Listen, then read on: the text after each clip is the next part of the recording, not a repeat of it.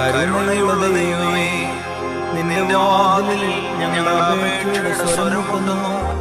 നിന്നെ വന്ദിക്കുന്നവരുടെ ആവശ്യങ്ങളെ നീ വിരോധിക്കരുതേ.